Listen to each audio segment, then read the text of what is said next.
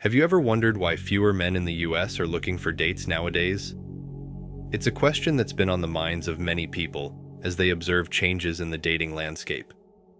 In this video, we'll explore the factors behind the decline in single men actively seeking romantic connections. From shifts in societal norms to changes in technology, there are various reasons why men may be less inclined to pursue dating.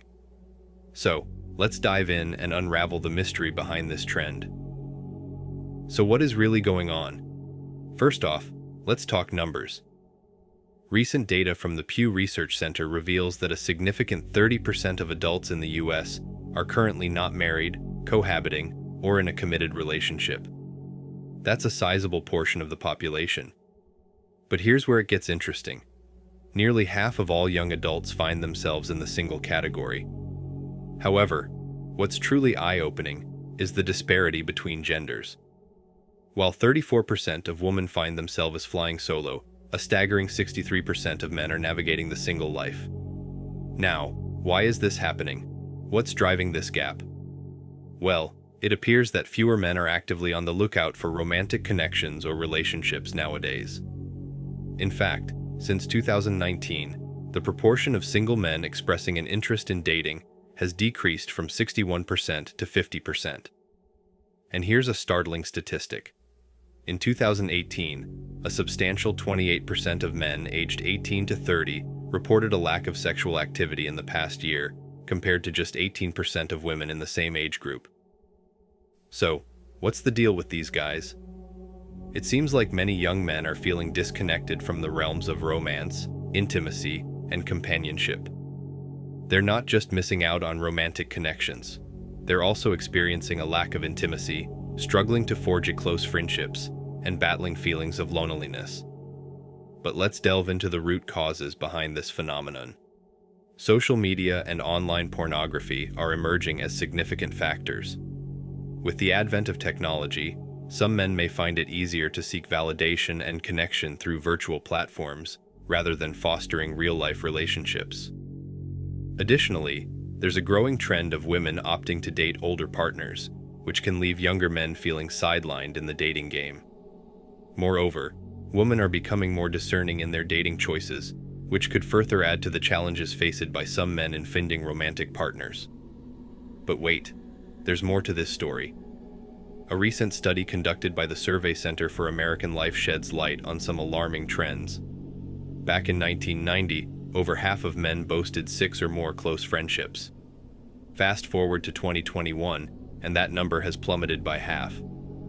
What's more concerning is the significant rise in the proportion of men who report having 0 close friends, skyrocketing from a mere 3% in 1990 to a staggering 15% today. But why does this matter? Well, an expert cited by The Hill highlighted the potentially catastrophic consequences of this social disconnect for young men.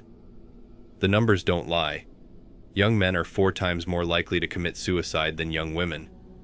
Additionally, there's a troubling trend linking rising rates of mass shootings to the growing social isolation experienced by younger women. These grim realities bring to mind a conversation over a year ago on CNN with NYU professor Scott Galloway.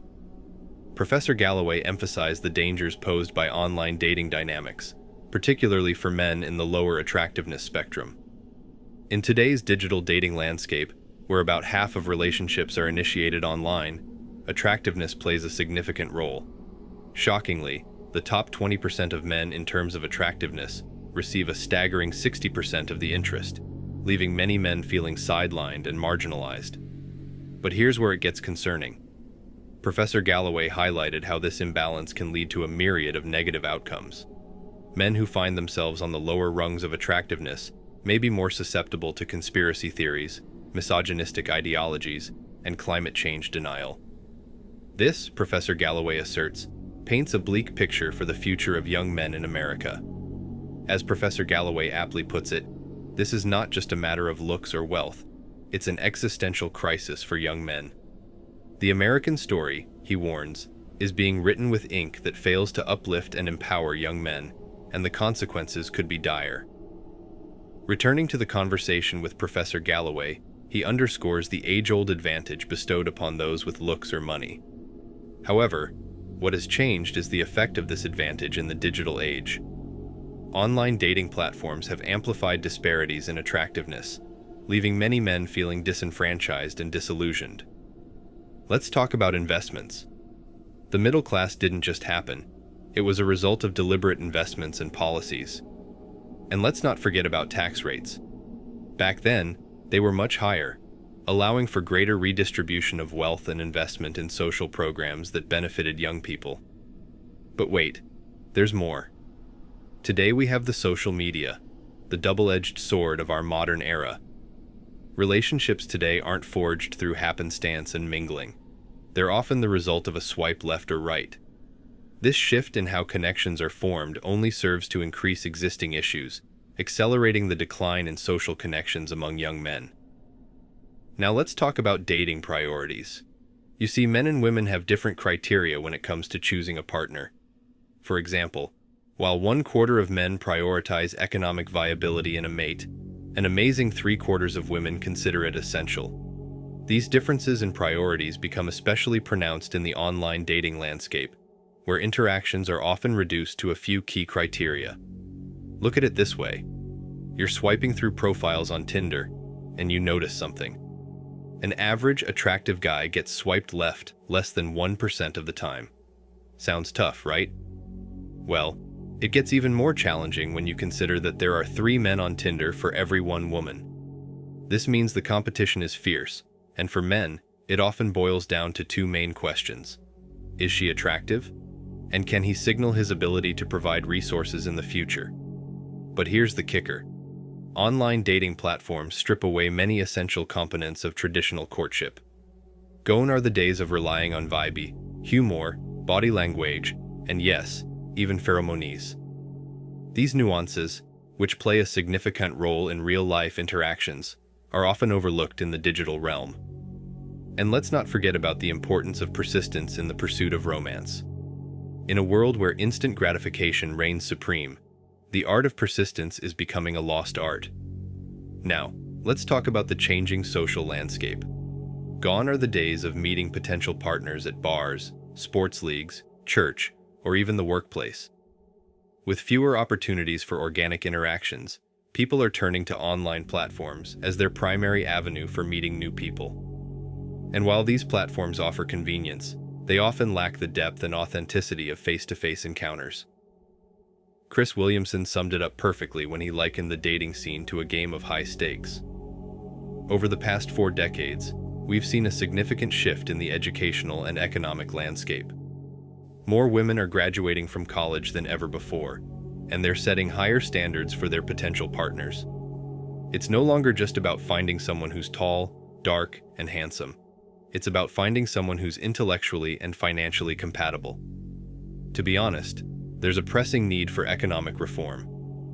The current economic landscape disproportionately favors older generations, leaving young people struggling to afford basic necessities like housing and education. This economic disparity not only hampers young men's ability to establish themselves financially, but also contributes to feelings of hopelessness and disconnection. To address this, we need to invest heavily in vocational training and create more pathways to economic stability for young people. This means expanding access to affordable education and job opportunities that offer sustainable wages. Additionally, we must tackle housing affordability issues by streamlining permitting processes and implementing policies that prioritize affordable housing for young individuals and families. Moreover, economic policies need to be reevaluated to ensure equitable distribution of wealth across generations. The fact that young people control only 6% of the nation's wealth is a stark reminder of the need for systemic change. Reinstating policies like the child tax credit and implementing measures to support family formation can help alleviate financial burdens and incentivize young people to start families. However, it's not just about economics. There's also a cultural shift that needs to occur. The prevalence of online misogyny disguised as advocacy for men's rights is alarming and perpetuates harmful stereotypes. We need to challenge these narratives and promote healthy masculinity that encourages emotional expression and meaningful relationships. But perhaps most importantly, we need to reevaluate our priorities as a society. The notion that making it harder for people to have children is somehow beneficial is deeply flawed. Without a younger generation to support and sustain our economy, we risk stagnation and decline.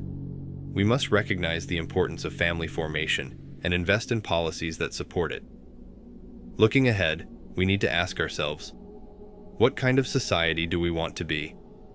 Do we want a future where nurseries are empty and playgrounds are silent?